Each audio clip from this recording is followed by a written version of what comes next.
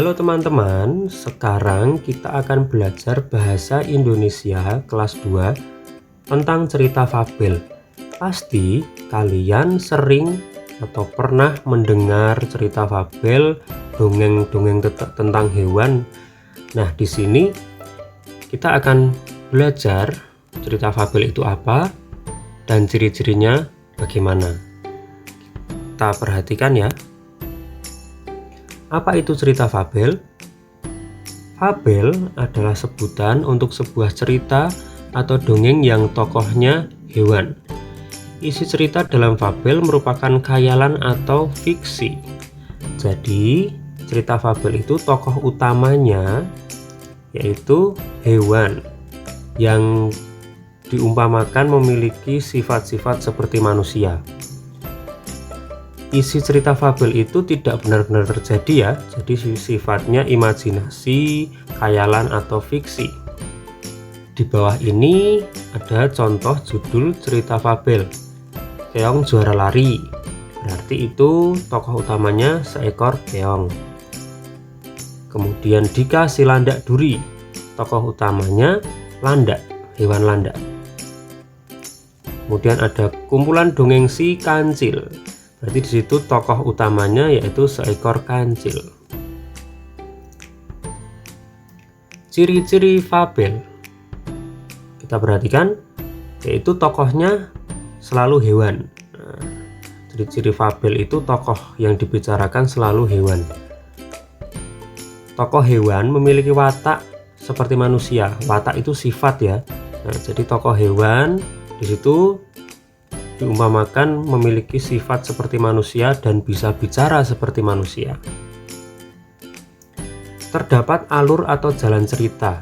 Jadi di dalam sebuah dongeng fabel itu memiliki jalan cerita dari awal perkenalan, kemudian ada permasalahan, dan yang terakhir itu ada penyelesaian masalah.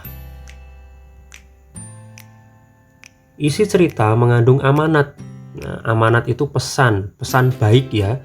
Amanat itu pesan baik. Jadi ketika kita membaca sebuah dongeng fabel, cerita fabel, kita bisa menemukan pesan baik yang disampaikan oleh penulis cerita tersebut.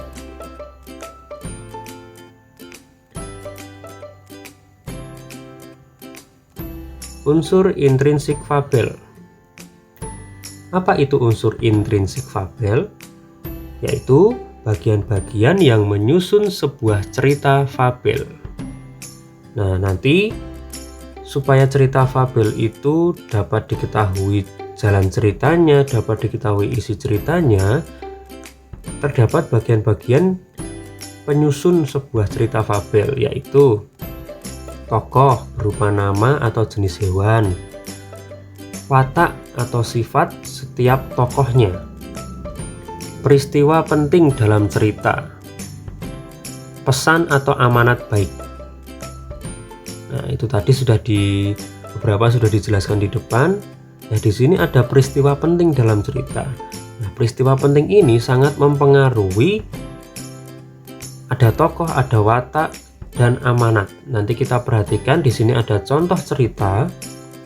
Ya, di sini ada contoh dongeng yang berjudul Kekompakan Semut.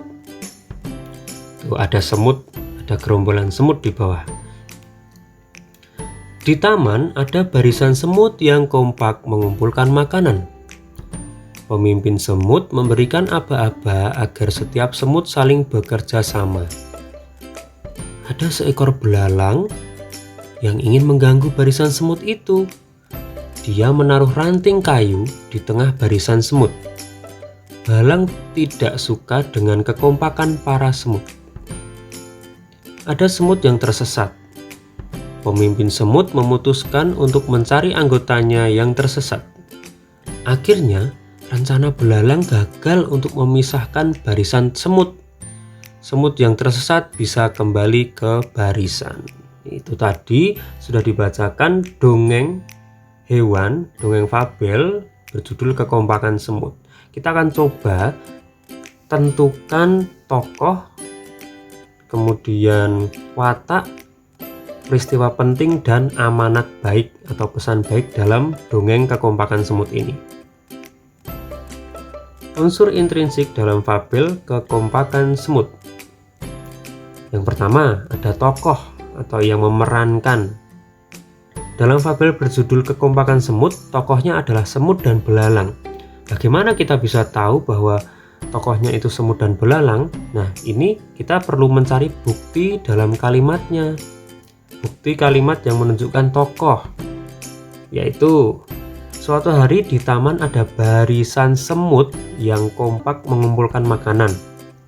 Nah, sudah jelas di situ ada tokoh semut. Kemudian ada seekor belalang yang ingin mengganggu barisan semut itu. Nah, tokoh kedua yaitu belalang, sudah jelas disebutkan di situ. Kemudian yang kedua, kita menentukan watak atau sifat. Kita sudah tahu tadi tokoh dalam cerita yaitu semut dan belalang. Nah, semut dan belalang ini mempunyai watak atau sifatnya masing-masing. Semut itu sifatnya kompak, bekerja sama, dan peduli dengan anggotanya. Kalau belalang sifatnya suka mengganggu. Nah, tentunya dalam cerita tadi suka mengganggu semut-semut ya. Kemudian peristiwa penting, yang ketiga adalah peristiwa penting.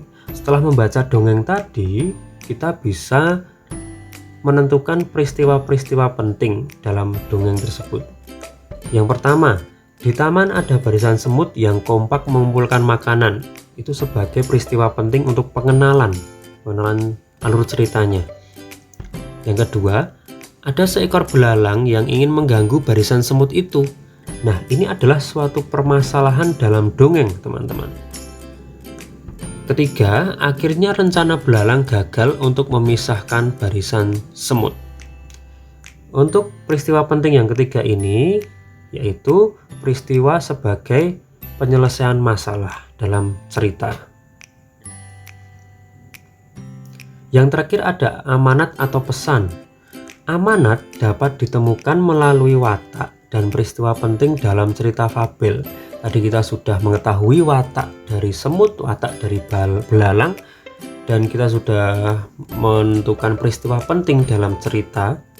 Kita bisa menentukan amanat atau pesan baik dari cerita Kekompakan Semut tadi.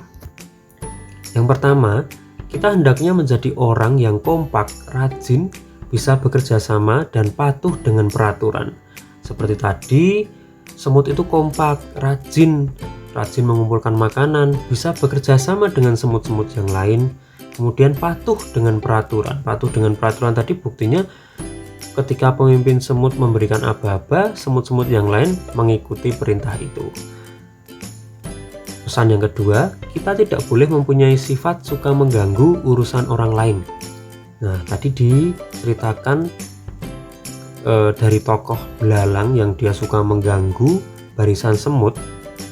Di sini pesan baiknya yaitu kita tidak boleh mempunyai sifat suka mengganggu, karena sifat suka mengganggu itu merugikan orang lain.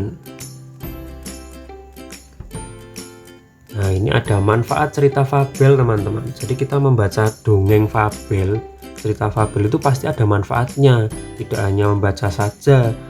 Melalui cerita fabel, kita belajar untuk selalu memahami pesan baik dalam hidup kita.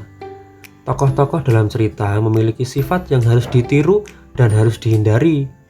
Cerita fabel juga memberikan pengalaman imajinasi dalam diri kita. Itu tadi kita belajar tentang cerita fabel. Semoga setelah belajar cerita fabel, kita dapat memahami pesan-pesan baik yang ada di sekitar kita. Begitu teman-teman, terima kasih.